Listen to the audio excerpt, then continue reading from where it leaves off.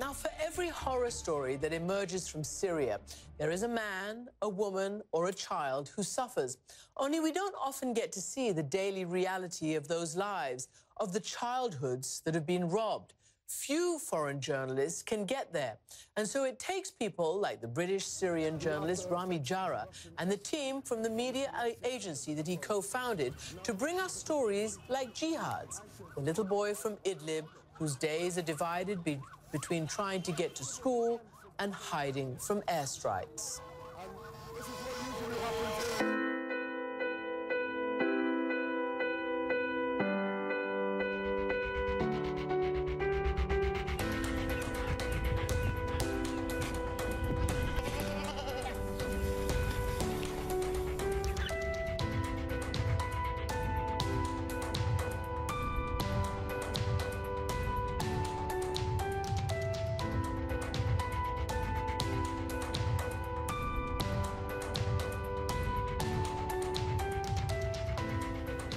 صار له سنتين ما فتحت المدرسة، فتحت هلا فتحت كل يوم أنا بنزل لهون على الشارع بوقف سيارة وبروح فيها على المدرسة بداوم للظهر وبرجع لهون بكتب وظايفي وبتغدي وبطلع لهون طعمي الحمامات بغدي حمامات الطعميين وعندنا هون نازحين كمان بلعب معاهم بنلعب تخبي وبنلعب بالمراجيح.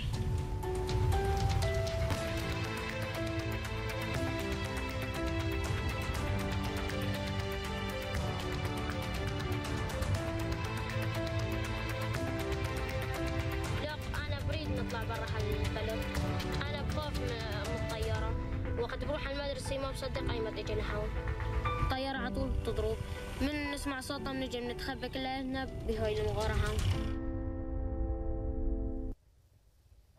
It's a simple story that brings the basic humanity of the pressures of daily life. And Jihad is lucky because just last week, a Syrian or Russian airstrike killed 20 children when it hit that school there in Idlib.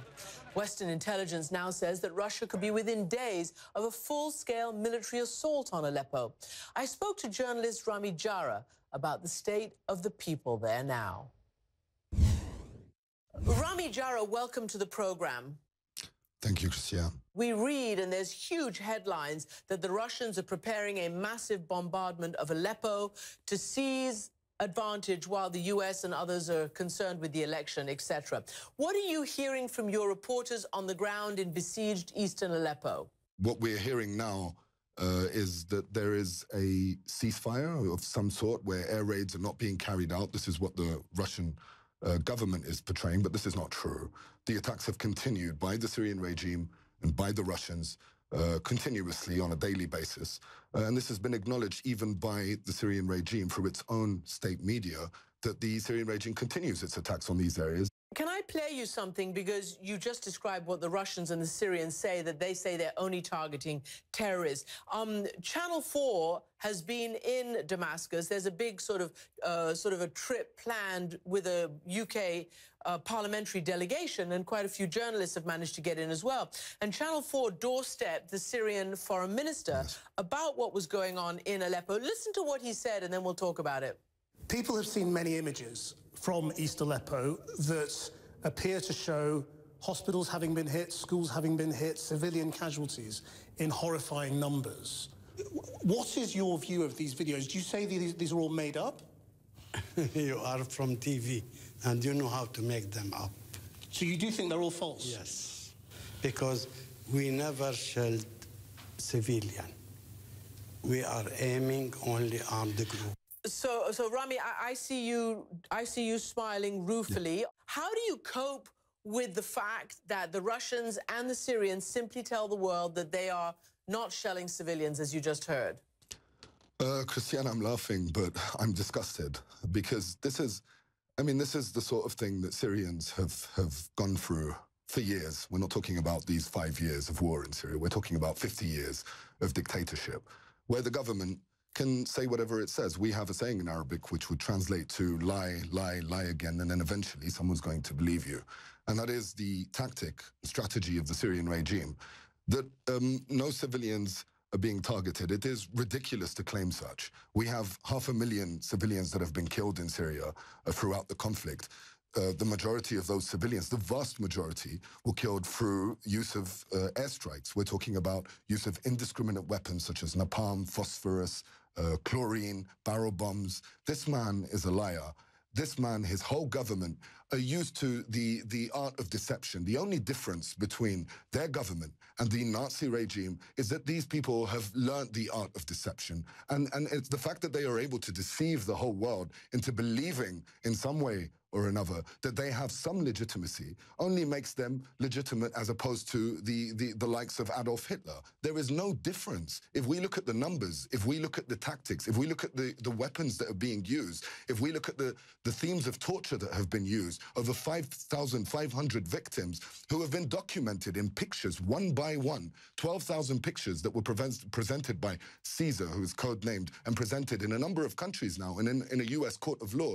This is all proof that this regime has carried out mass murder against its own people, anyone that opposes it. And what we're looking at now is people, we see the international community gradually step closer to shaking hands with the root cause of this whole problem. We just saw that heartbreaking story, but so instructive, of the little boy who tries to go to school and hides from all these bombs in caves at night. How can you tell the story in pictures and people's voices that you're so passionately revealing right now? It's honestly an almost impossible task. And the reason for that is the fact that if you point your camera at anyone in besieged Aleppo today, they will say to you, what do we gain from being filmed, other than being exposed, other than the regime knowing who we are, and one day maybe Assad's troops come pulsing into this area, and they know who we are, and they'll punish us. It is almost impossible to get people to talk, and this is why we have so little footage that comes out of Syria where there are actually human stories, where there are actually people speaking, because they have no faith in the media. The other problem that we face is our own reporters and the fact that they have been in this situation for such a long time. I have tried to be in that situation for 2.5 months maximum. And when I did reach that stage, I will be honest, I reached a point where I couldn't identify the things that were horrific. I didn't even notice that there were things that were happening around me that were important or significant, or that an international audience or an Arab audience or anyone should actually see. You mean because you got numb to it, Rami? The people inside are totally numb. They don't see what is happening around them anymore in the way that anyone who is outside this war zone would understand it, that these things are horrific, that this is unacceptable. Some people have become used to it in a sense where they just feel that, you know what, this is our lives. There are children who are 14 years old or are now 19 years old. You cannot convince them otherwise. This is all that they've seen as they've gone into adulthood. If you look at the amount of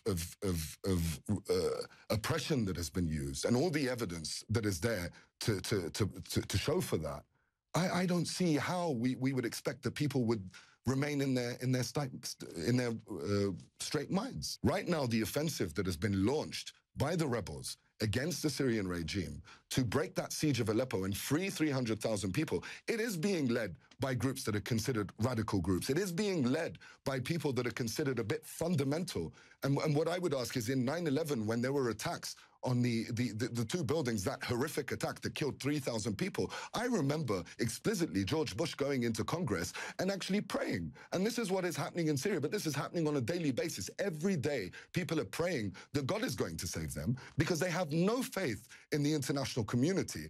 And I do not blame radicalism on Islam. I blame radicalism on an absence of justice in Syria. People are now reacting to what is happening by saying that, you know, we will defend ourselves. It doesn't matter if we're going to kill civilians. Are our children not worth anything? Why do we not solve the root problem in Syria before we demand that there is a solution to our repercussions and the way that we react to defend ourselves? This is the problem.